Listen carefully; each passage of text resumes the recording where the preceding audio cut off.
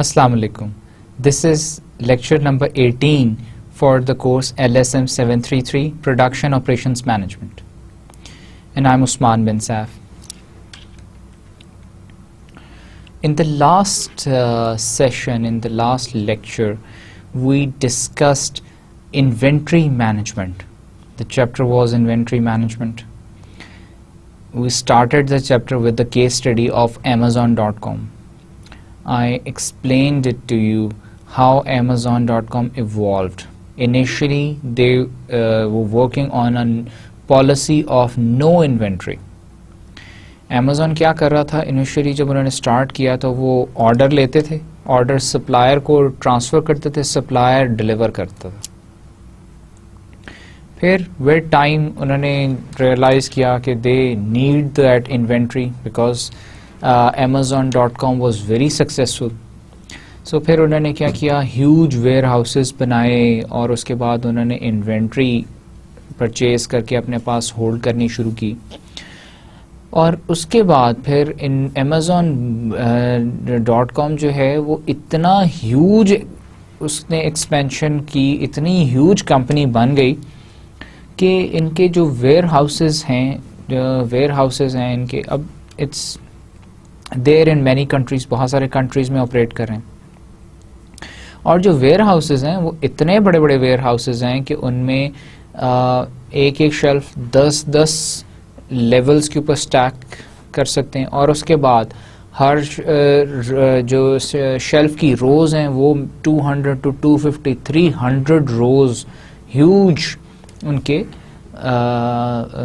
वो हैं where houses हैं. नाउ वेयर हाउसेस उन्होंने इतने बड़े बना लिए. अब प्रॉब्लम ये, इन्वेंट्री इतनी बड़ी उनके पास उन्होंने मंगवा ली, ख़रीद ली, इन्वेस्टमेंट बहुत बड़ी कर ली. अब इन्वेंट्री को मैनेज कैसे करें? Management, they did that management through the computers, softwares design किए उन्होंने. अब उनका प्रोसीजर क्या है?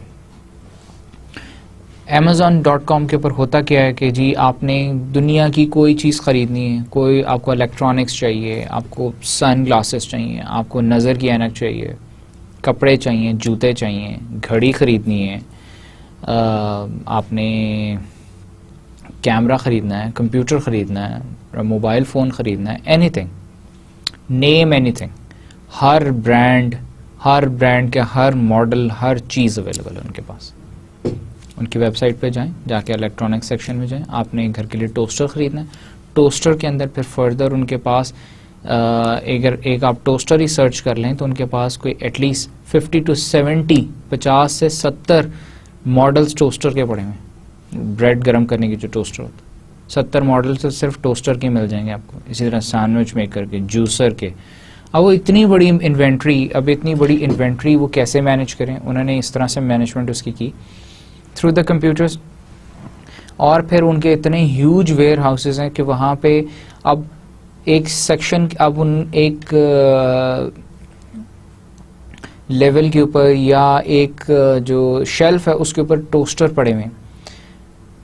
टोस्टर कैसे पता चले कि कौन सा टोस्टर कहाँ पड़ा हुआ है? वो भी उन्होंने सारा लिंक अप किया कंप्यूटर्स के साथ. अब मुझे टोस्टर, अब इसका प्रोसीजर ये है कि मुझे टोस्टर चाहिए. मैं क्या करता हूँ कि Amazon.com पे जाता हूँ, जाके पसंद करता हूँ. हर टोस्टर की वहाँ पिक्चर्स दी हुई हैं, वहाँ पे उसकी स्पेसिफिकेशंस दी हुई हैं, उसके अंदर हर चीज़ उसकी डिटेल्स दी हुई हैं. फिर उसके बाद रिव्यूज़ दिए हुए हैं.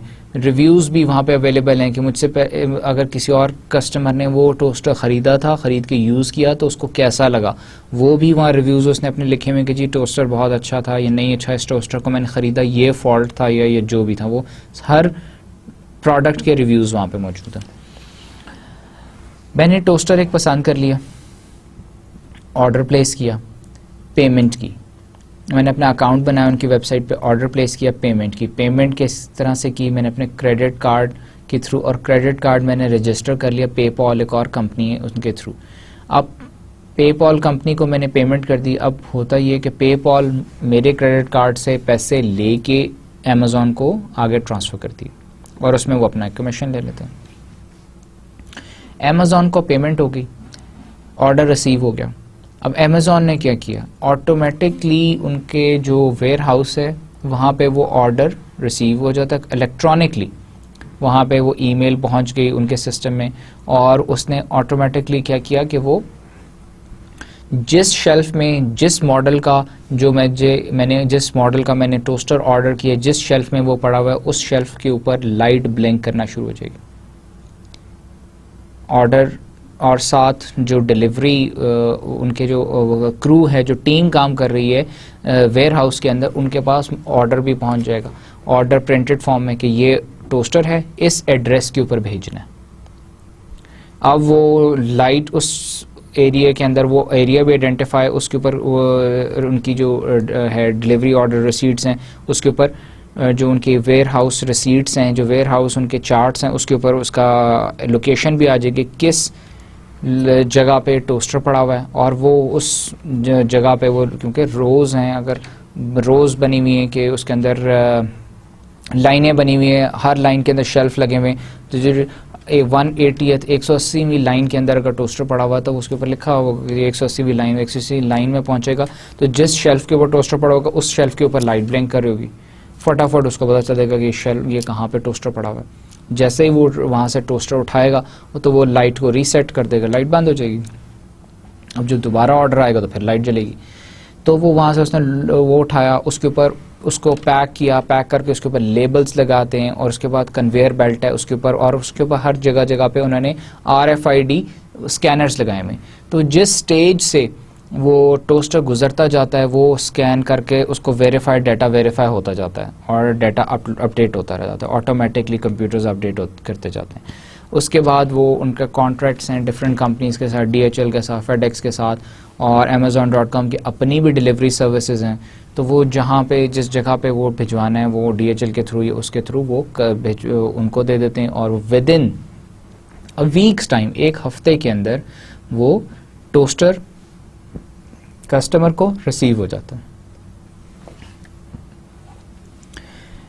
अब ये तो चले हमने देखा कि जी इन्वेंट्री मैनेज हो गई, इन्वेंट्री मैनेजमेंट, लेकिन उन्होंने इस इन्वेंट्री मैनेजमेंट को सप्लाई चेन के साथ भी इंटीग्रेट किया हुआ। अब वो एक टोस्टर वहाँ पे उस शेल्फ में कम हो गया, जो सप्लायर है उस टोस्टर का, रेलेवेंट सप्लायर, उसको ऑटोमेटिकली एक ईमेल चली जाती है कि इतने टोस्टर बिक गए हैं, इतने टोस्टर सेल हो गए हैं और इतने टोस्टर्स की न्यू डिमांड। तो वो ऑटोमेटिकली वो भिजवा देगा आपके पास, वो आएंगे तो वो वापस उसी शेल्फ के अंदर चले जाएंगे। So this is how Amazon.com is managing its inventory. Inventory management is extremely important. Why is it important? अभी हम इसमें हमने लास्ट लेसन में देखा कि क्योंकि इन्वेंट्री ना मैनेज करने से हमारी सेटअप कॉस्ट इंक्रीज होती है, हमारी होल्डिंग कॉस्ट इंक्रीज होती है। होल्डिंग कॉस्ट जब हमने बात की तो हमने कहा होल्डिंग कॉस्ट क्या होती है। होल्डिंग कॉस्ट हमारी होती है वेयर हाउस के हमारे रेंट है, लेबर की वेजेस हैं, इंश्योरेंस है, पिलफ्रेज है, ये सारी की सारी हमारी होल्डिंग कॉस्ट हैं। और सेटअप कॉस्ट क्या होती है? सेटअप कॉस्ट होती है हमारी किसी भी एक प्रोसेस को, मशीन को रन करने के लिए जो उसके ऊपर हमें स्टार्टिंग कॉस्ट आती है। जैसे एक प्रिंटिंग प्रेस की मैंने एग्जांपल दी थी कि प्रिंटिंग प्रेस, एक ऑर्डर मेरे पास रिसीव हुआ, कार्ड्स को प्रिंट करना है, तो मैं उसको प्रिंट करने के लिए प्रिंटिंग प्रेस स्टार्ट करता हूँ। स्टार्ट करने से पहले मैं उसको ऑयल चेंज करूँगा, उसमें इंक भरूँगा, इंक डाल के उसके अंदर उसको अलाइन करूँगा, उसके बाद वो प्रिंटिंग प्रेस चलेगी। तो ये जो कॉस्ट है that is setup cost. So inventory management के लिए सेटअप कॉस्ट और होल्डिंग कॉस्ट, इन दोनों कॉस्ट को टोटल मिला के हम टोटल कॉस्ट भी कहते हैं। This is extremely important. Now in the last lesson we talked about inventory. What is inventory? Types of inventory, functions of inventory. और हमने types of inventory में देखा था कि 4 तरह की inventories हैं। पहली इन्वेंट्री हमने देखी थी कि रॉ मटेरियल इन्वेंट्री। दूसरी इन्वेंट्री की टाइप हमने देखी थी वर्क इन प्रोग्रेस इन्वेंट्री है। तीसरी इन्वेंट्री की टाइप थी फिनिश्ड गुड्स इन्वेंट्री। चौथी इन्वेंट्री की type maintenance inventory. Raw material inventory, raw material inventory हम उसे कहते हैं जो कि हमने रॉ मटेरियल खरीद के हमने अपने पास रखा, जिसको हमने अभी प्रोसेस करना है सिर्फ परचेज करके रखा है, that is raw material inventory. Work in process inventory, जो कि हमने मटेरियल ख़रीदा, उसको हमने प्रोसेस किया, लेकिन वो अभी इन प्रोसेस है, कंप्लीट नहीं हुआ, और जो कंप्लीट हो जाता है वो फिनिश गुड्स इन्वेंट्री है। और मेंटेनेंस इन्वेंट्री फैक्ट्री है, फैक्ट्री में लेट्स सपोज अगर हम जनरेटर की बात कर लें, जनरेटर है, जनरेटर की मेंटेनेंस कॉस्ट है, उसके फ़िल्टर हैं, ऑयल हैं, ये सारी चीज़ें भी हमें ज़रूरी हैं। हमने ऑन टाइम इनको फ़िल्टर को चेंज करना है, ऑयल कोई ब्रेकेज हो जाती है, कोई नट टूट जाता है, बोल्ट टूट जाता है, ये साथ साथ हमने चेंज करने, तो ये हमें ख़रीद के ये भी इन्वेंट्री रखनी पड़ती है अपने पास। This is maintenance inventory. घर की हमने एक एग्जांपल ली थी कि जैसे मेरा घर है, मेरे घर के अंदर सारे बल्ब्स लगे हुए हैं, एनर्जी सेवर्स लगे हुए हैं, तो मैं अपने पास क्या करता हूँ कि एक्स्ट्रा एनर्जी सेवर्स या बल्ब्स ख़रीद के रखता हूँ। 5-10 बल्ब ख़रीद के रखे होते हैं, सो दैट कि किसी वक्त कोई बल्ब फ्यूज़ हो तो मैं उसको रिप्लेस कर सकूँ। सो दैट इज़ मेंटेनेंस इन्वेंट्री, जो कि मैंने 5 बल्ब ख़रीद के रखे हुए हैं। अगर मेरे पास वो 5 बल्ब नहीं होंगे, मेरे कमरे की लाइट, मेरे कमरे के बल्ब फ्यूज़ हो जाता तो मेरे कमरे में लाइट नहीं होगी। मेरे पास बल्ब आएगा, ख़रीदूँगा, जाऊँगा मार्केट, ख़रीदूँगा तो चेंज होगा तो लाइट होगी ना, लेकिन जब तक लाइट नहीं होगी तो मेरे कमरे का प्रोसेस तो रुक गया। Then we talked about inventory management. पहले तो हमने इन्वेंट्री की बात की थी, फिर इन्वेंट्री की मैनेजमेंट की बात की थी कि इन्वेंट्री मैनेजमेंट करना क्यों ज़रूरी है, और उसके साथ हमने देखा था ABC एनालिसिस देखा था। ABC एनालिसिस के अंदर हमने इन डिटेल हमने डिस्कस किया था कि हम इन्वेंट्री को कैटेगराइज कर देते हैं, उसके क्लासेस बना देते हैं। क्लासेस बना देते हैं, क्यों क्लासेस बना देते हैं, क्यों कैटेगराइज कर देते हैं, ABC एनालिसिस क्यों करते हैं? In order to identify critical inventory items. Critical inventory items. Critical inventory items कौन से होते हैं? वो आइटम्स होते हैं जो बहुत एक्सपेंसिव होते हैं, जिनकी होल्डिंग कॉस्ट बहुत ज़्यादा होती है, जिनकी सेटअप कॉस्ट बहुत ज़्यादा होती है, उन्हें हम क्रिटिकल इन्वेंट्री आइटम्स कहते हैं। और जो एक्सपेंसिव, जो जिनकी हमारी इन्वेंट्री, टोटल इन्वेंट्री कॉस्ट में सबसे ज़्यादा जिनकी कॉस्ट होती है, हम क्योंकि हम उनका एनालिसिस इसलिए करते हैं, हम इनको कैटेगराइज इसलिए करते हैं क्योंकि हम क्रिटिकल इन्वेंट्री जो आइटम्स हैं उनके ऊपर हमारा फोकस ज़्यादा होता है, उनकी मैनेजमेंट हम बेहतर तरीके से करना चाहते हैं। क्योंकि महंगी इन्वेंट्री आइटम्स होते हैं, उनकी ब्रेकेज, उनकी ऑर्डरिंग कॉस्ट हमने ज़्यादा मंगवा लिए तो हमारे पास हमारे होल्डिंग कॉस्ट बढ़ जाएगी। ये सारी चीज़ें हमें देखनी पड़ती हैं। और जो हमारी लो वैल्यू आइटम्स होते हैं वो ज़्यादा ही मंगवा लें, कम भी मंगवा लें, क्योंकि उससे हमारी टोटल कॉस्ट पे इतना फ़र्क नहीं पड़ रहा होता। हमारी टोटल इन्वेंट्री जो कॉस्ट है उसका एनुअल डॉलर कॉस्ट जो है उसका पोर्शन वो बिल्कुल स्मॉल पोर्शन होता है, तो उसको क्योंकि हम इस वजह से हमारा फोकस वो नहीं होता ज़्यादा उससे, क्योंकि हमारी सेल्स पे या हमारी टोटल कॉस्ट पे इतना फ़र्क नहीं पड़ रहा होता। Then when we talked about the importance of inventory management, we also stressed on the record accuracy. Inventory management में record accuracy is a must. अगर record आपका accurate नहीं होगा तो आप inventory बेहतर तरीके से manage नहीं कर सकेंगे। Then we talked about cycle counting. What is a cycle counting? Cycle counting में हमने एक example देखी थी कि हमने इसमें एक केस एग्जांपल देखी थी कि वुड प्लैंक्स की, लकड़ी के तख्ते। लकड़ी के तख्ते कहाँ से आते हैं? लकड़ी कहाँ से आती है?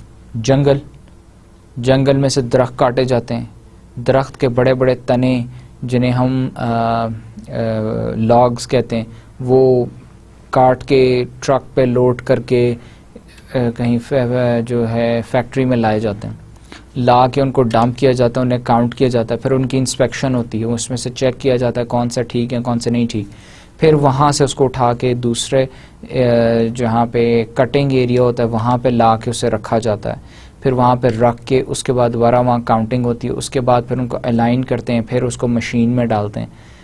तो ये मशीन में डालने तक, कटिंग से पहले और जो जंगल से दरख्त लाने, ये जो टाइम है, ये जो हमारा काउंटिंग है, this is called cycle counting. इसमें जितना टाइम हमारा खर्च हो रहा है साइकिल काउंटिंग है, उसके बाद मशीन में एक दफ़ा डल गए, मशीन ने उसको चीर के काट के तख्ते बना दिए, प्लैंक्स बना दिए और प्लैंक्स आपने पैक किए और डिलीवर कर दिए। तो जो साइकिल काउंटिंग होती है it counts for 95% of the time of any of the process. तो जो बाकी का 5% है वो तो आपका डिलीवरी है, रन टाइम उसे आप कहते हैं। Then control of service inventories, फिर हमने सर्विस इन्वेंट्रीज की बात की कि सर्विसेज इंडस्ट्री के अंदर इन्वेंट्रीज को हम कैसे कंट्रोल करते हैं। Then we discussed inventory models. Inventory दो तरह की होती है, एक डिपेंडेंट इन्वेंट्री होती है और एक डिपेंडेंट डिमांड इन्वेंट्री और independent demand inventory. Dependent demand inventory वो होती है कि जो एक इन्वेंट्री आइटम की डिमांड दूसरे इन्वेंट्री आइटम की डिमांड पे डिपेंड कर रही होती है। एक इन्वेंट्री आइटम की डिमांड बढ़ती है तो दूसरे की भी साथ बढ़ती है, एक की कम होती है तो दूसरे की भी कम होती है। जैसे हमने इसमें एग्जांपल देखी थी कि अगर हम कंप्यूटर्स की हमने एग्जांपल देखी थी, सिक्योरिटी कैमरास और कंप्यूटर। अगर हम कहें कि जी कंप्यूटर के सिक्योरिटी कैमरास की डिमांड अगर बढ़ जाए तो कंप्यूटर का सिक्योरिटी कैमरा कंप्यूटर के साथ चलेगा तो कंप्यूटर्स की ऑटोमेटिकली डिमांड बढ़ जाएगी क्योंकि उसको चलाने के लिए कंप्यूटर भी चाहिए। या हम कहते हैं कि कंप्यूटर गेम्स की बात करते हैं कि नई गेम्स अगर अच्छी की डिमांड बढ़ जाए, किसी स्पेसिफिक गेम की बहुत ज़्यादा डिमांड बढ़ जाए, हर कोई वो गेम बाय करना है लेकिन गेम को चलाने के लिए कंप्यूटर चाहिए। इंडिपेंडेंट डिमांड क्या होती है कि एक अलग आइटम है, एक अलग आइटम है, कंप्यूटर एक अलग आइटम है, टैबलेट एक अलग आइटम है। तो कंप्यूटर की अगर डिमांड बढ़ेगी तो टैबलेट की डिमांड पे कोई फ़र्क नहीं पड़ रहा, टैबलेट की डिमांड बढ़े तो कंप्यूटर की या मोबाइल फ़ोन की।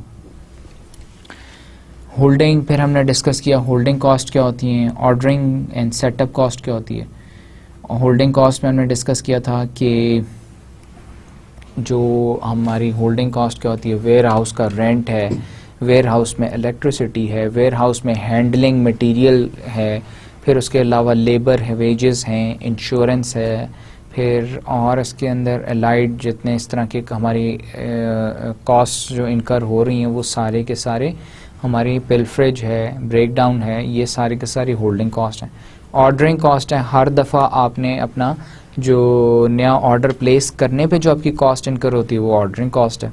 सेटअप कॉस्ट क्या है, किसी मशीनरी को सेटअप चलाने के लिए जो आपको कॉस्ट, प्रिपेयर करने के लिए जो कॉस्ट इनकर होती है वो आपकी सेटअप कॉस्ट है। फिर हमने लास्ट सेशन में इकोनॉमिक ऑर्डर क्वांटिटी मॉडल को भी हमने डिस्कस किया था। हमने inventory models for independent demand, हमने इंडिपेंडेंट डिमांड के इन्वेंट्री मॉडल्स देखे थे जिसमें कि हमने बात की थी कि एक इकोनॉमिक ऑर्डर क्वांटिटी मॉडल है और इकोनॉमिक ऑर्डर क्वांटिटी में फिर हमने फर्दर के मिनिमाइजिंग कॉस्ट मिनिमाइजिंग कैसे होती है, रीऑर्डर पॉइंट्स क्या होते हैं, प्रोडक्शन ऑर्डर क्वांटिटी मॉडल और discount quantity discount models. Basically तीन इंडिपेंडेंट डिमांड के तीन मॉडल्स हैं जिसके अंदर पहला मॉडल है इकोनॉमिक ऑर्डर क्वांटिटी, दूसरा मॉडल है प्रोडक्शन ऑर्डर क्वांटिटी, तीसरा मॉडल है क्वांटिटी डिस्काउंट मॉडल। फिर basic economic order quantity model में मिनिमाइजिंग कॉस्ट और रीऑर्डर पॉइंट्स हम कैलकुलेट करते हैं। इकोनॉमिक ऑर्डर क्वांटिटी मॉडल, इसको हम आज के सेशन में दोबारा से एक दफ़ा हम गो थ्रू करेंगे, एक दफ़ा हम दोबारा देखेंगे कि ये इकोनॉमिक ऑर्डर क्वांटिटी मॉडल है क्या चीज़, क्यों यूज़ होता है, कैसे यूज़ होता है, इसकी एग्जांपल्स हम दोबारा डिस्कस करेंगे जो हमने पिछले लेक्चर में भी डिस्कस की थी। इसको रिवाइज इस वजह से करा रहा हूँ क्योंकि this is very important and it is used in the industry और कहीं भी आप जाएँ तो EOQ मॉडल्स यूज़ होते हैं।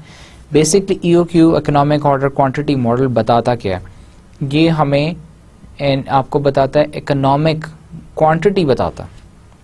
लेट्स सपोज आपकी डिमांड पूरे साल की अगर है 2000 यूनिट्स हैं, 2000 यूनिट आपने पूरे साल में ख़रीदने, पूरे साल में इन्वेंट्री डिमांड आपकी 2000 यूनिट, आपने 2000 की इन्वेंट्री ख़रीदनी है। तो EOQ जो मॉडल है, EOQ मॉडल के थ्रू आप कैलकुलेट कर सकते हैं कि आप कितनी दफ़ा आप ऑर्डर प्लेस करें पूरे साल में, और कितनी कितनी क्वांटिटी का ऑर्डर प्लेस करें। ऑप्टिमम क्वांटिटी आपको कैलकुलेट कर देता है। 2000 यूनिट है, तो 2000 यूनिट को अगर आप कहें कि मैंने 2000 यूनिट, 400 यूनिट मेरी ऑप्टिमम क्वांटिटी है। ऑप्टिमम क्वांटिटी वो होती है जिसके ऊपर आपकी होल्डिंग और सेटअप कॉस्ट मिनिमम आ जाती है। टोटल कॉस्ट जिस क्वांटिटी पे मिनिमम हो वो आपकी ऑप्टिमम क्वांटिटी होती है। तो आपकी ऑप्टिमम क्वांटिटी 400 है, तो और साल में आपने कितने ऑर्डर्स प्लेस करने? साल में आपने 5 ऑर्डर्स प्लेस करने। साल में 5 दफ़ा आप ऑर्डर करेंगे और 4 मैक्सिमम ऑर्डर 400 यूनिट्स का प्लेस करेंगे, तो आपकी टोटल कॉस्ट कैसे कहते हैं? सेटअप कॉस्ट और होल्डिंग कॉस्ट दोनों को मिला के टोटल का, तो उस लेवल के ऊपर आपकी टोटल कॉस्ट मिनिमाइज हो जाएगी। This is what economic order quantity model is.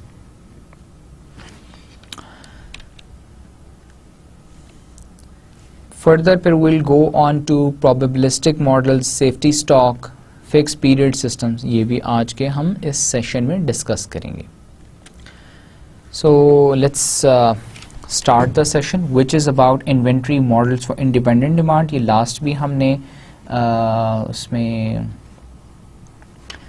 Lecture के अंदर डिस्कस किया था, जिसमें से ये इसमें 3 मॉडल्स हैं। एक तो basic economic order quantity model है, प्रोडक्शन ऑर्डर क्वांटिटी मॉडल है, और क्वांटिटी डिस्काउंट मॉडल है, जिसमें से हमने पहला model basic economic order quantity model last lecture में डिस्कस किया था, जिसे अब हम दोबारा रिवाइज कर लेते हैं।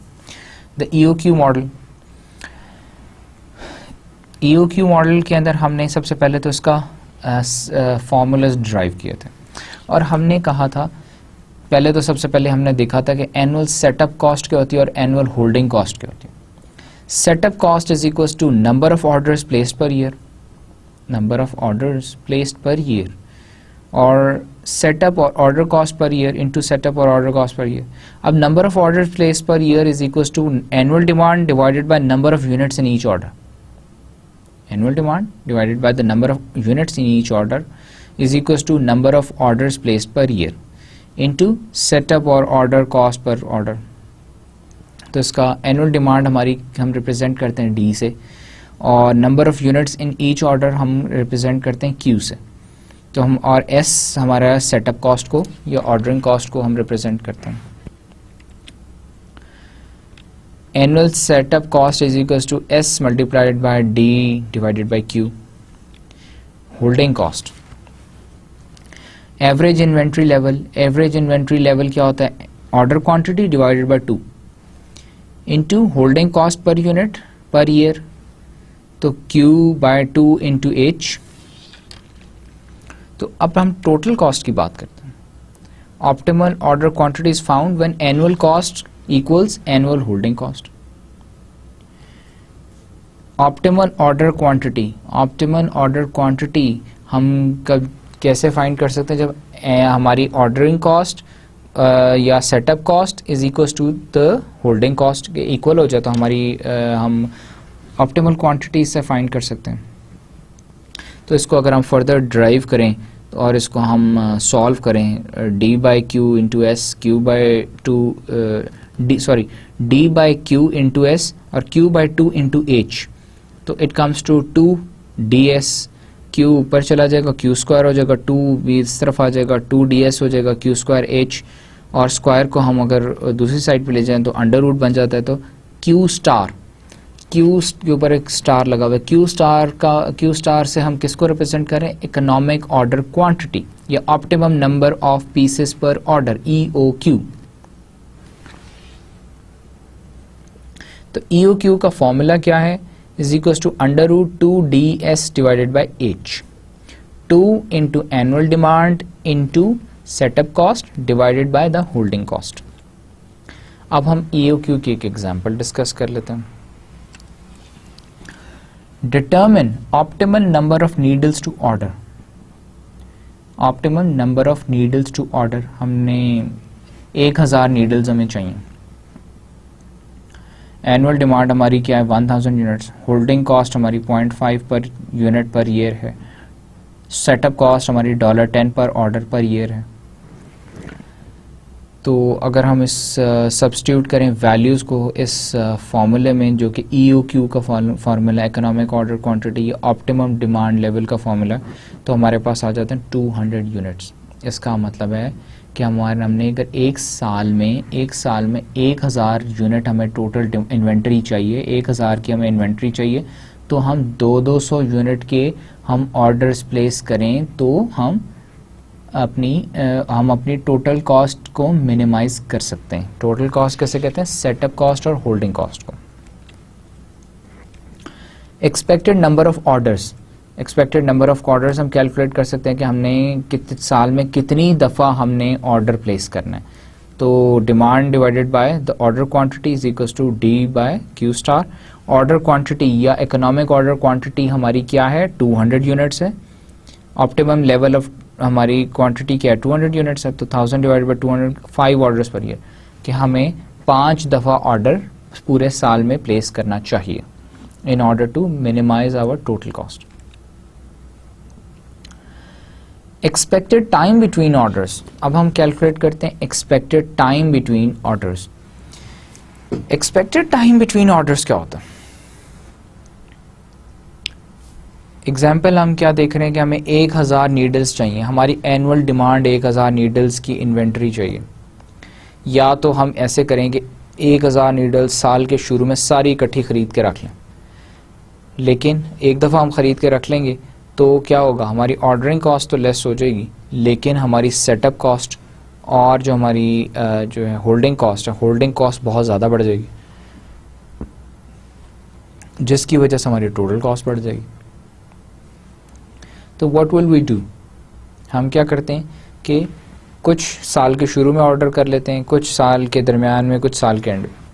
अब इस एग्जांपल के अंदर हम देखें तो 1000 हमारी डिमांड थी, तो हमने इकोनॉमिक ऑर्डर क्वांटिटी कैलकुलेट की कि हमें पर ऑर्डर कितनी optimum level of quantity order करनी चाहिए। तो हमारे पास आंसर आया 200 यूनिट्स, कि हमें 200 यूनिट से ज़्यादा ऑर्डर नहीं करना चाहिए। 200 यूनिट ऑर्डर करेंगे तो हमारी टोटल कॉस्ट मिनिमाइज होगी, मिनिमम लेवल पे होगी। और हमने देखा कि 200 यूनिट्स हो तो 5 साल में 5 दफ़ा में ऑर्डर करनी पड़ेगी। अब एक्सपेक्टेड टाइम बिटवीन ऑर्डर्स, कि हर आपने साल में 5 ऑर्डर्स करने हैं, पहला ऑर्डर, दूसरा, तीसरा, चौथा, 5वां, तो इन हर ऑर्डर के दरमियान में टाइम कितना चाहिए? हर ऑर्डर के दरमियान में 50 दिन का। Number of working days per year divided by n। Number of working days per year कैसे कैलकुलेट किए? हमने वो ऐसे कैलकुलेट किए कि हमने कहा कि हफ्ते में per week there are 5 working days. पूरे साल के अंदर हमने कहा कि 50 वीक्स हैं, 50 हफ्ते, एक्चुअली तो 54 वीक्स होते हैं, लेकिन हमने हॉलीडेज निकाल के हमने कहा जी 50 वीक्स हैं। तो 50 इंटू 5 कम्स टू 250, मतलब कि 250 वर्किंग डेज हैं पूरे साल में। So number of working days per year 250 divided by, हमने टोटल नंबर ऑफ ऑर्डर्स तो 15 days between orders, 50 days sorry between orders. इसका मतलब है कि हर ऑर्डर, एक ऑर्डर से दूसरे ऑर्डर के दरमियान एटलीस्ट 50 दिन का फर्क, 50 दिन का गैप होना चाहिए। पहला ऑर्डर प्लेस किया, उसके बाद 50 दिन के बाद अब अगला ऑर्डर प्लेस करेंगे। अब टोटल एनुअल कॉस्ट हमारी क्या है? सेटअप कॉस्ट और होल्डिंग कॉस्ट को हम ऐड करें तो टोटल एनुअल कॉस्ट आ जाती है। अब सेटअप कॉस्ट का हमारे पास क्या फॉर्मूला है? एस क्या है हमारे पास? पर ऑर्डर हमारे पास setup cost into D divided by Q plus H multiplied by Q divided by 2। अब ये जो Q है, Q क्या है हमारे पास? इकोनॉमिक ऑर्डर क्वांटिटी है, ऑप्टिमम लेवल ऑफ डिमांड है हमारी, ऑप्टिमम लेवल ऑफ या economic level of quantity that should be ordered. तो total cost is equals to S हमारी पर यूनिट ऑर्डर कितना 10 है, टोटल डिमांड 1000 है, डिवाइडेड बाय Q हमारा 200 है, तो हमारे पास 100 आ जाती है। टोटल कॉस्ट हमारे पास 100 आ जाती है। टोटल कॉस्ट 100 आने का मतलब क्या है? कि अगर हम 200 यूनिट्स ऑर्डर करेंगे साल में 5 दफ़ा हर 50 दिन के बाद, तो हमारे पूरे साल की जो टोटल कॉस्ट आएगी, होल्डिंग कॉस्ट और सेटअप कॉस्ट, वो हमारी $100 आएगी. Now then we discussed that the economic order quantity model is a robust model. Robust model का मतलब है कि किसी भी सिचुएशन के अंदर अगर हम इसको कैलकुलेट करें तो हमारे रिजल्ट्स एक्यूरेट आते हैं. It works even if all parameters and assumptions are not met. हमने इकोनॉमिक ऑर्डर क्वांटिटी की assumptions भी लास्ट लेक्चर में हमने डिस्कस की थी. तो अगर सारी assumptions नहीं भी मीट करा तो भी इसका रिजल्ट ठीक आता है. The total cost curve is relatively flat in the area of EOQ. और हमने डिस्कस किया था कि इकोनॉमिक ऑर्डर क्वांटिटी का हमने ग्राफ एक डिस्कस किया था ना. ग्राफ में हमने कहा था कि जी हमारी सेटअप कॉस्ट है, हमारी होल्डिंग कॉस्ट है और एक टोटल कॉस्ट कर्व है. टोटल कॉस्ट कर्व इस तरह से था, यूं करके था. और जो मिनिमम पॉइंट था टोटल कॉस्ट कर्व का, उस पर हमने कहा था कि जी हमारी टोटल कॉस्ट मिनिमम है और वो हमारा कौन सा कॉस्ट था, इकोनॉमिक ऑर्डर क्वांटिटी पॉइंट था. इकोनॉमिक ऑर्डर क्वांटिटी पॉइंट था. तो हम कहते हैं कि जी जो वो पॉइंट के ऊपर जब वो सब मिनिमम होती है तो वो रिलेटिवली फ्लैट एरिया है जहाँ पे इकोनॉमिक ऑर्डर क्वांटिटी अचीव करते हैं टोटल कॉस्ट कर्व पे. Going back to the example of economic order quantity. Last example पे हमने कहा था हमारी एनुअल डिमांड 1000 यूनिट्स नीडल्स की.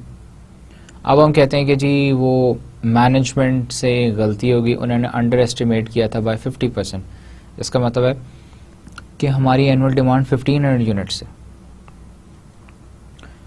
अब अगर हम दोबारा कैलकुलेट करके देखते हैं कि अगर हमारी एनुअल डिमांड 1500 यूनिट्स हो तो हमारी टोटल कॉस्ट कितनी होगी.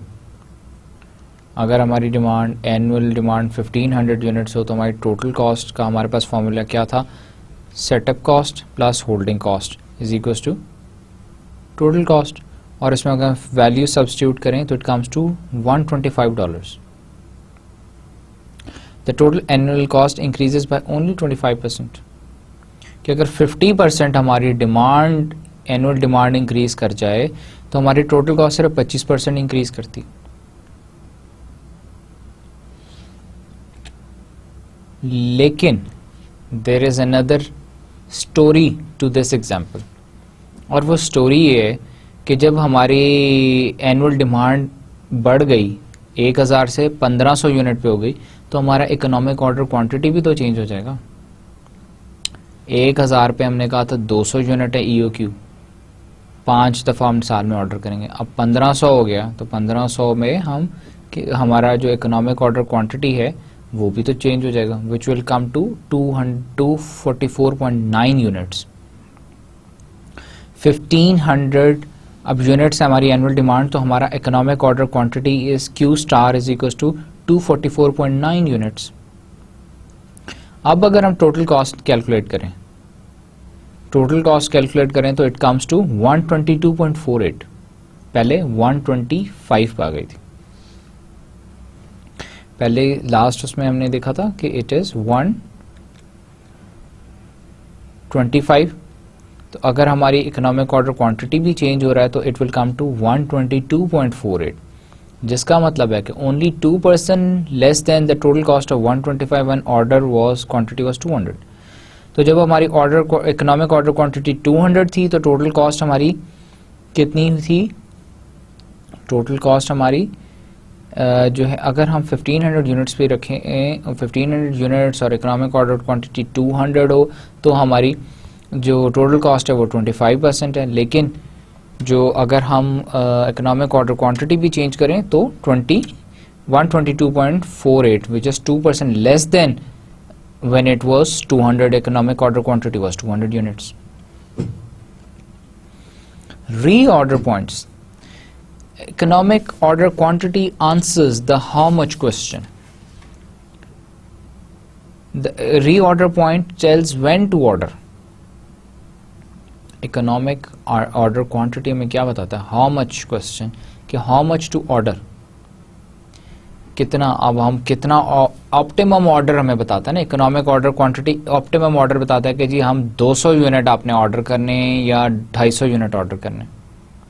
250 से ज़्यादा करेंगे तो टोटल कॉस्ट बढ़ जाएगी, 200 से ज़्यादा करेंगे टोटल कॉस्ट बढ़ जाएगी। अब री ऑर्डर पॉइंट हमें क्या बताता है कि व्हेन टू ऑर्डर, कि री ऑर्डर पॉइंट कि आपने पहला ऑर्डर प्लेस किया, उसके बाद एक तो हमने इन बिटवीन टाइम भी कैलकुलेट करके देखा था कि मिनिमम टाइम 50 दिन होने चाहिए, हमने कैलकुलेट किया था, लेकिन आपने अगला ऑर्डर कब प्लेस करना है, demand per day into lead time for a new order in days, demand per day into lead time. तो डी इज इक्वल हमारी डिमांड पर डे क्या है, एंड हमारी टोटल डिमांड जो annual demand divided by the number of working days in a year. Annual demand हमें पता है, अब हमें वर्किंग डेज भी पता है पूरे साल के, तो हमारे पास पर डे डिमांड आ जाएगी। और हमें लीड टाइम पता हो तो हम कैलकुलेट कर सकते हैं अपना री ऑर्डर पॉइंट। लीड टाइम क्या होता है कि आपने ऑर्डर किया, ऑर्डर प्लेस किया और कितना टाइम लगेगा आपको वो ऑर्डर रिसीव करने में। सो अगर हम इसका ग्राफ प्लॉट करके देखें तो एक तरफ इकोनॉमिक ऑर्डर क्वांटिटी है, वाई एक्सेस पे इन्वेंट्री लेवल है, यूनिट्स हैं, दूसरी तरफ टाइम है, और इसकी स्लोप जो है वो ऑलमोस्ट वर्टिकल सी स्लोप इसकी बन रही है पर यूनिट्स ऑफ डेज में। सो हमारा लीड टाइम क्या होगा यहाँ पे, री ऑर्डर पॉइंट, और जो टाइम हमारा जब हम उसको ऑर्डर करने में जो टाइम हमारा रिसीव करने में हमें टाइम जो कंज्यूम होगा that is the lead time. अब अगर इसकी में एक एग्जांपल देखते हैं, डिमांड क्या है जी 8000 आईपॉड्स पर ईयर, पूरे साल में iPod is a MP3 player एक है जिसमें हम सॉन्ग सुनते हैं। तो आईपॉड की डिमांड जो है वो 8000 पर ईयर है, पूरे साल की डिमांड 8000 यूनिट्स है, 250 डेज पर ईयर है। Lead time for order is 3 working days, कि आप जब ऑर्डर प्लेस करते हैं तो 3 दिन के अंदर ऑर्डर रिसीव हो जाता है। So now calculating will first calculate the demand per day. Demand per day is equal to annual demand divided by the number of working days in a year. So demand per annual demand is 8000 per, there are 250 days in a year to 32 units. That means that per day 32 units of iPod are required. So reorder point is equals to per day demand into lead time is 3, that is 96 units. Reorder point क्या है, 96 units। 96 units का क्या मतलब है, 96 units री order point, कि जब 96 units आपके सेल हो जाएं तो आपने नेक्स्ट ऑर्डर प्लेस कर देना। 96 यूनिट्स आपके सेल हो जाते हैं तो आपने नेक्स्ट ऑर्डर प्लेस कर देना, that is reorder point. Then comes production order quantity model. पहले हमने था इकोनॉमिक ऑर्डर क्वांटिटी मॉडल पढ़ा था इंडिपेंडेंट डिमांड का, अब हम प्रोडक्शन ऑर्डर क्वांटिटी मॉडल देखते हैं। Used when inventory builds up over a period of time after an order is placed. Used when inventory build up over a period of time, जिसमें कि इसका मतलब है कि जब आप, और प्रोडक्शन ऑर्डर क्वांटिटी मॉडल उस वक्त यूज़ करते हैं जबकि आपको ज़्यादा टाइम लगता हो अपनी इन्वेंट्री को बिल्डअप करने के लिए। Used when units are produced and sold simultaneously, जब यूनिट साथ साथ प्रोड्यूस भी हो रहे हैं और सेल भी हो रहे हैं। Inventory level into time, part of inventory cycle during which production and usage is taking place, तो ये उसका कर्व है। दूसरा कर्व है हमारा demand part of cycle with no production. So हमारा जो मैक्सिमम इन्वेंट्री हम कितनी रखते हैं, मैक्सिमम इन्वेंट्री हम उतनी रखते हैं जो कि हमारा ये इस तरह से कर्व बन रहा है ना, तो ये जो पॉइंट है जिसके ऊपर कि हमारा इन्वेंट्री साइकिल, जिसके अंदर हमारा क्या है, साथ साथ प्रोड्यूस हो रहा है साथ साथ सेल भी हो रहा है, and we repeat because it's a cyclical, आपके साइकिल चलता रहता है आपके प्रोडक्शन ऑर्डर क्वांटिटी का, तो हम नेक्स्ट डिमांड का भी इसी तरह कैलकुलेट करते रहते हैं साथ साथ। Q is equals to number of pieces per order, P is equals to daily production rate, D is equals to daily demand usage rate, H is equals to holding cost per unit per year, T is equals to length of production run in days. Annual inventory holding cost is equals to average inventory level into holding cost per unit per year. Annual inventory holding cost, annual inventory level, maximum inventory level. Maximum inventory level divided by 2. Maximum inventory level क्या होता है? Total produced during the production run minus total used during the production run. Annual inventory level, maximum inventory level divided by 2. Maximum inventory level is equals to total produced during the production run. Total produced क्या है? Daily production rate into length of production run in days minus total used during the production run. Total used क्या है? Daily demand usage into length of the production run in days. Production order quantity example. We just discussed production order quantity model. We discussed annual inventory holding cost, annual inventory level, maximum inventory level. इसके formulas दिए हुए इनमें values put करें तो you can get the answer. Now, when we calculate, let's calculate an example. Calculating the order quantity. हम economic order quantity को EOQ से denote करते हैं.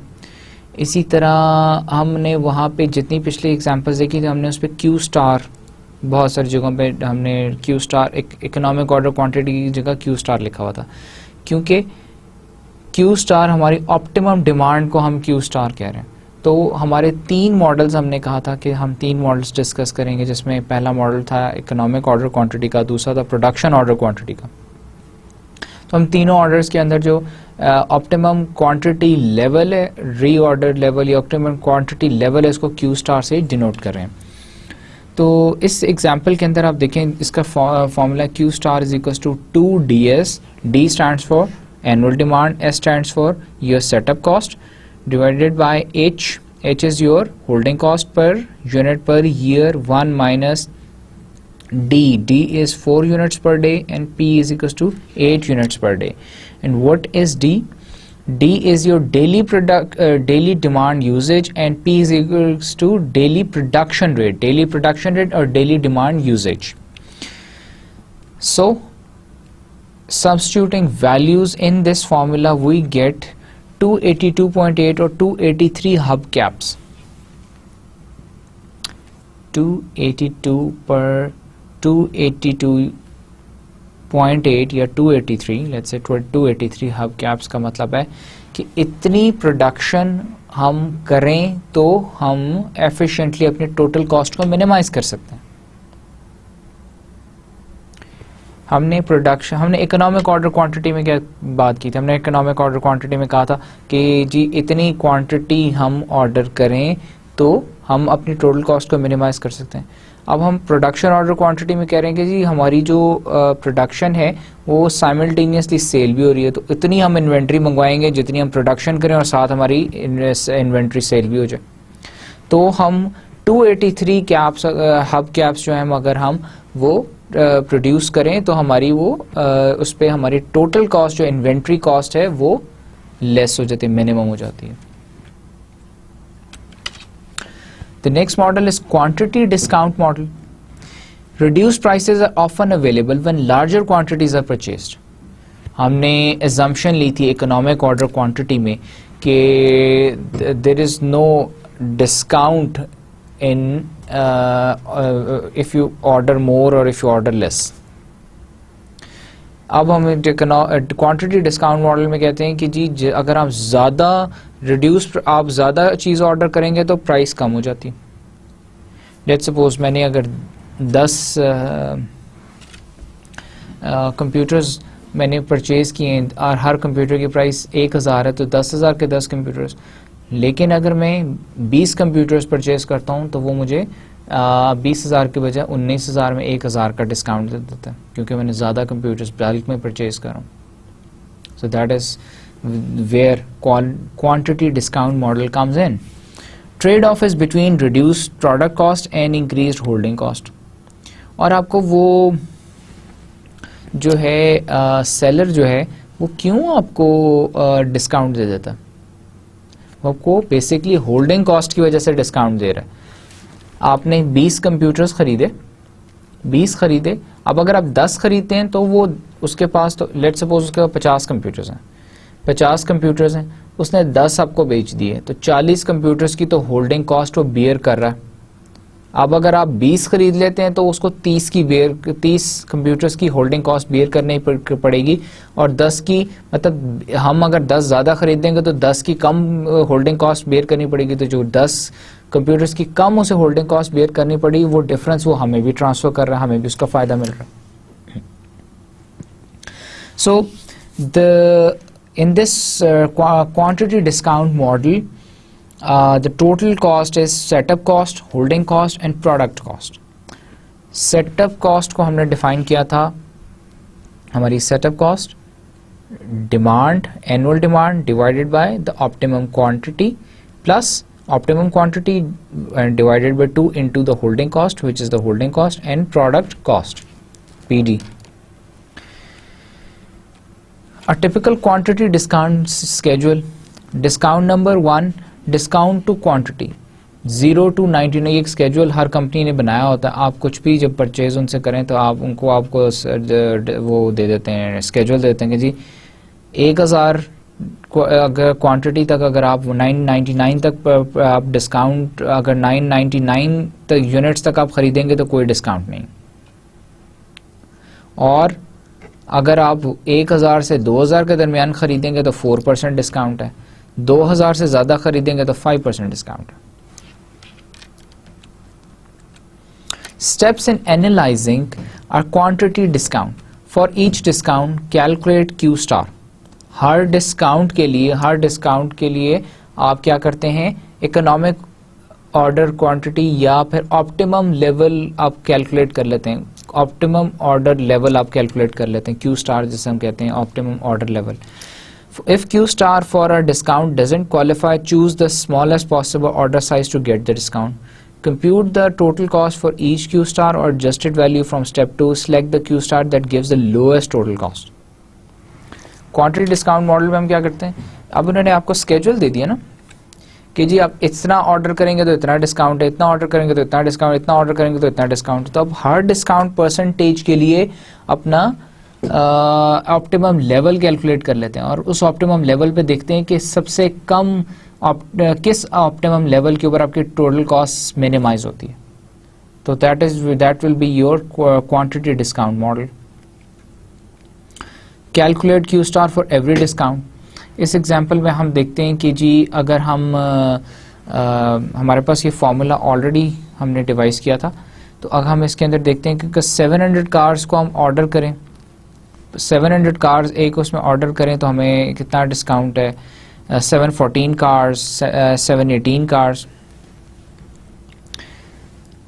डिस्काउंट लेवल पे ये देखते हैं, let's go back to this example कि डिस्काउंट लेवल क्या था यहाँ पे कि जी डिस्काउंट प्राइस थी 5, 4.8, 4.7 प्राइस, ठीक है।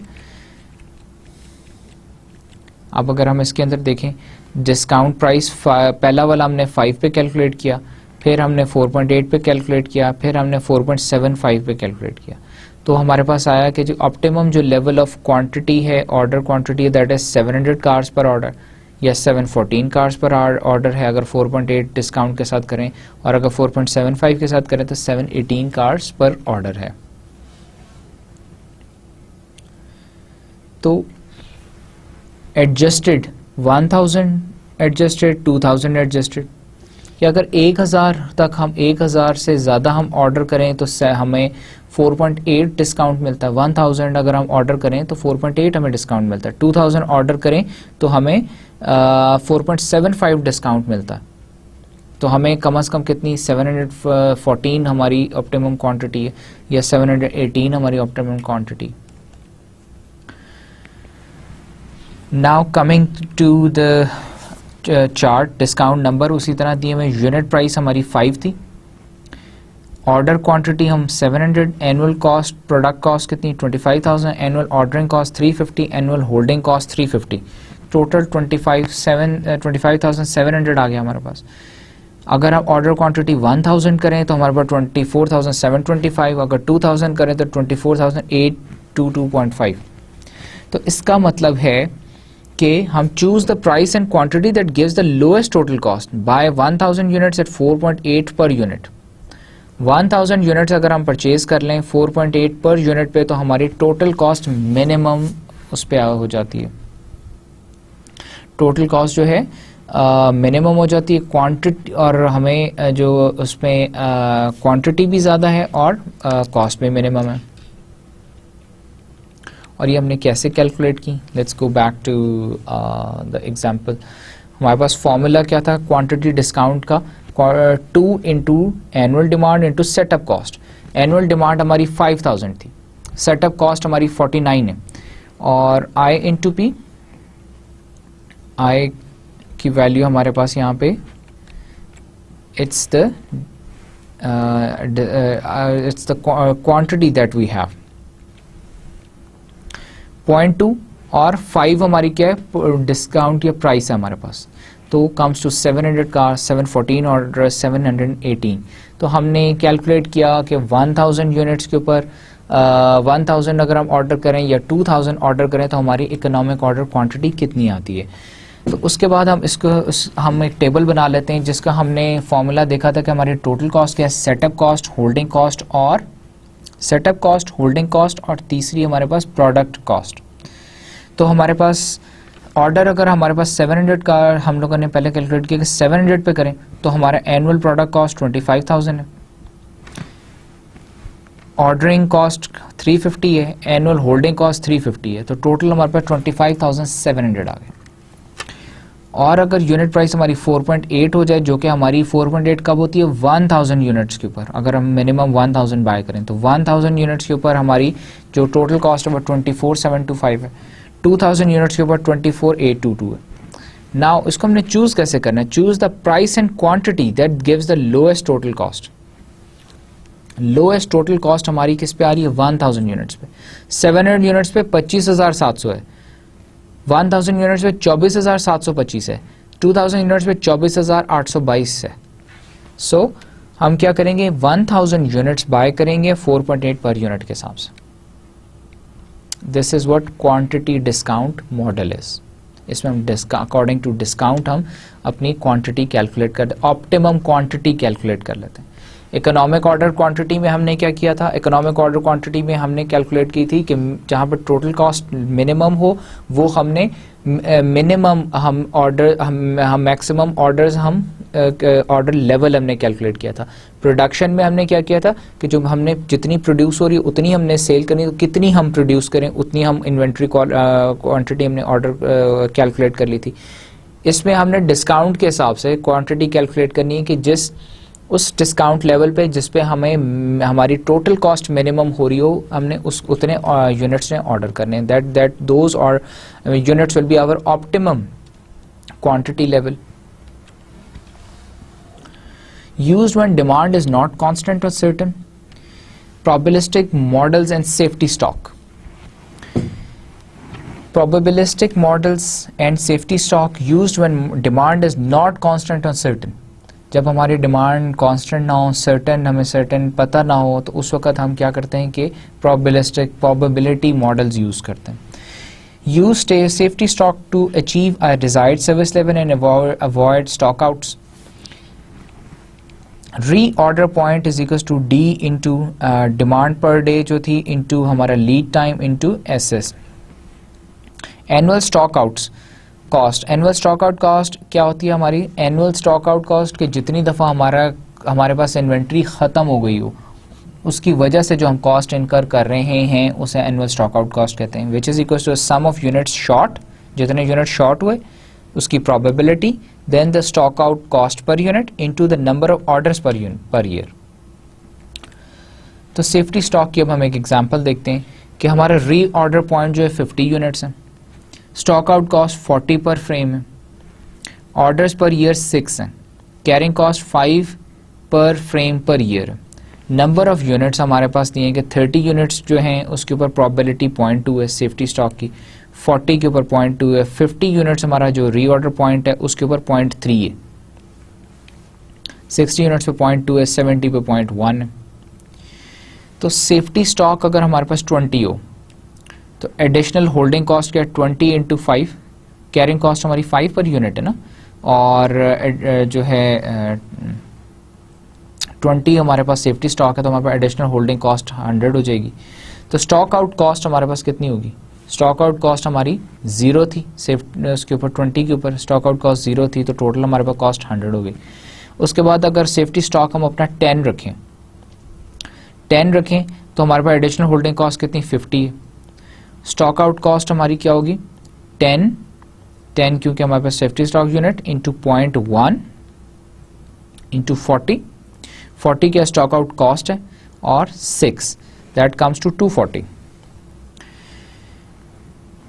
और 240 और टोटल कॉस्ट हमारी 240 प्लस 50 हमारे पास 290 आ गई। और हमारे पास this was the annual stock out cost का हमारे पास ये फॉर्मूला था कि number of units short, the probability, the stock out cost and the number of orders per unit. अब हमारी प्रोबेबिलिटी क्या है, इसके अंदर देखें आप स्टॉक आउट कॉस्ट कैसे कैलकुलेट की कि सेफ्टी स्टॉक हमारा कितना था 10, प्रोबेबिलिटी उसकी क्या है 10 की प्रोबेबिलिटी 0.1, 40 हमारी क्या है स्टॉक आउट कॉस्ट है, और हमारा 6 क्या है ऑर्डर्स पर ईयर है, तो it will come to 240। Similarly हम अगर सेफ्टी स्टॉक 0 रखें तो हमारी कितनी स्टॉक आउट कॉस्ट आती है 960, टोटल कॉस्ट कितनी 960 आ गई। तो इसका मतलब ये है अ safety stock of 20 frames gives the lowest total cost, safety stock of 20 frames. अब हम फ्रेम्स की एक एग्जांपल ले रहे हैं कि हमारे पास कितने फ्रेम्स हमारे पास सेफ्टी स्टॉक में होने चाहिए, सेफ्टी स्टॉक में हमारे पास कितने फ्रेम्स होने चाहिए। तो हमने उसके लिए कैलकुलेट किया कि जी स्टॉक आउट कॉस्ट कैसे कैलकुलेट कर ली और टोटल कॉस्ट कैलकुलेट, जो टोटल कॉस्ट जिस पे मिनिमम आ रही है वो हमने हमारे 20 यूनिट्स हैं। तो रीऑर्डर पॉइंट्स क्या होगा, रीऑर्डर पॉइंट क्या होगा, हमने रीऑर्डर पॉइंट देख रहे हैं ना, रीऑर्डर पॉइंट हम कहते हैं कि जी रीऑर्डर पॉइंट के 50 के ऊपर हम सेल वो करेंगे, 50 यूनिट्स के बाद हम रीऑर्डर करते हैं। तो अब हम 70 पे करेंगे क्योंकि हमारे पास 20 का स्टॉक भी हमने सेफ्टी स्टॉक भी रख लेंगे। Now coming to probabilistic demand, inventory level हम वाई एक्सेस के ऊपर और एक्स एक्सेस के ऊपर अगर हम टाइम देखें तो हमारा सेफ्टी स्टॉक, उसके बाद रीऑर्डर पॉइंट आता है, reorder point is equal to 350 plus safety stock of 16.5, 366.5। अब 350 क्या है हमारे पास यूनिट्स हैं, 350 यूनिट्स हैं, 350 यूनिट्स और 16.5 यूनिट्स में हमारे पास सेफ्टी स्टॉक है, तो हमारे पास टोटल रीऑर्डर पॉइंट आ जाएगा 366.5। अब हमने जो नेक्स्ट रीऑर्डर करना है वो 366.5 यूनिट्स के बाद हमने नेक्स्ट ऑर्डर करना है। Minimum demand during lead time, अब ये क्या है, लीड टाइम क्या होता है, प्लेस ऑर्डर और रिसीव ऑर्डर। हमने ऑर्डर प्लेस किया और रिसीव करने में जो टाइम लगता है दैट इज लीड, हमारे पास उसे लीड टाइम कहते हैं। तो maximum demand during lead time, mean demand during lead time हम कैलकुलेट कर सकते हैं, normal distribution of demand during lead time, expected demand during lead time 350 हमने किट्स मंगवानी है तो उसके अंदर, तो हम एक प्रोबेबिलिटी डिस्ट्रीब्यूशन के ऊपर इस तरह से इसको देख सकते हैं कि probability of no stock out क्या है 95% ऑफ द टाइम, और 5% क्या है रिस्क है कि हमारा एरिया का रिस्क है, अगर हम 5% रिस्क है कि हम स्टॉक आउट हो जाएगा, 95% हमारा रिस्क नहीं है कि स्टॉक आउट नहीं होगा। ये जब नॉर्मल डिस्ट्रीब्यूशन होती है कर्व के अंडर जो एरिया होता है 100% है, एक तरफ 50 एक तरफ 50 है, तो लेकिन 5% पे हमने देखा कि 95% जो एरिया है वो 95% एरिया जो है वो है नो स्टॉक आउट और 5% रिस्क है उसके अंदर। तो मेन डिमांड 350 है, तो सेफ्टी स्टॉक हमारे पास अगर ये 0 to Z है, नंबर ऑफ स्टैंडर्ड डेविएशन, इसमें हम स्टैंडर्ड डेविएशन कैलकुलेट कर लेते हैं। 5% एरिया जो है हमारा स्टॉक आउट वाला के एरिया, 5% चांस है कि स्टॉक आउट हो जाएगा, तो अल्फा हमारा 0.5 हो गया। तो हम इसको थ्रू प्रोबेबिलिटी डिस्ट्रीब्यूशन फंक्शन हम इसे कैलकुलेट कर सकते हैं। नंबर ऑफ हम स्टैंडर्ड डेविएशन कैलकुलेट कर सकते हैं, where z is equals to z is equals to number standard deviation or standard deviation DLT, standard deviation और demand during lead time, ये भी हम calculate इससे कर सकते हैं. We'll continue with this with the probabilistic demand in the next lecture, and we have now come to the end of this lecture. But जो यहाँ पे हमने इसमें देखा था probabilistic डिमांड में, हमने probability distribution function देखे, हमने कर्व देखा, इसकी कैलकुलेशन इवन नेक्स्ट लेक्चर के अंदर we'll go through them. तो इस लेक्चर में हमने इन्वेंट्री मॉडल्स देखे इंडिपेंडेंट, जिसमें हमने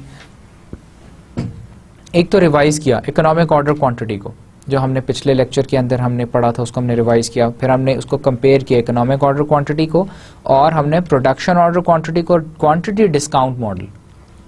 फ़र्क हमने तीनों में क्या देखा कि जी बेसिक इकोनॉमिक ऑर्डर क्वांटिटी में तो हम क्वांटिटी कैलकुलेट कर लेते हैं जहाँ पे मिनिमम टोटल कॉस्ट हो, और हम उसके बाद कैलकुलेट कर लेते हैं कि इतने हमने साल में ऑर्डर्स प्लेस करने हैं और इतनी मैक्सिमम हम क्वांटिटी पे हम ऑर्डर करेंगे. प्रोडक्शन ऑर्डर में कि जितनी प्रोडक्शन है उसके साथ साथ उतनी प्रोडक्शन सेल भी हो रही है, तो हमने प्रोडक्शन के हिसाब से हमने ऑर्डर क्वांटिटी, ऑप्टिमम क्वांटिटी जहाँ पे हमारी मिनिमम टोटल कॉस्ट हो. डिस्काउंट क्वांटिटी डिस्काउंट मॉडल में फिर हमने टोटल कॉस्ट को देखा कि किस टोटल कॉस्ट कहाँ पे किस डिस्काउंट लेवल पे हमारी टोटल कॉस्ट मिनिमाइज होती है, तो उस पर हमने ऑर्डर किया.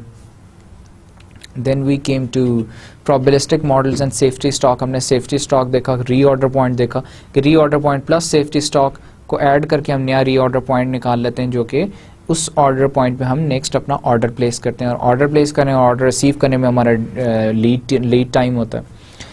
अब प्रोबेबिलिटी जो है हमने मॉडल्स, इसमें हम नेक्स्ट क्लास में फर्दर इसको डिस्कस करेंगे कि प्रोबेबिलिटी मॉडल्स कैसे हम कैलकुलेट कर सकते हैं. प्रोबेबिलिटी कि स्टॉक आउट की प्रोबेबिलिटी कितनी है और नो स्टॉक आउट की प्रोबेबिलिटी कितनी है.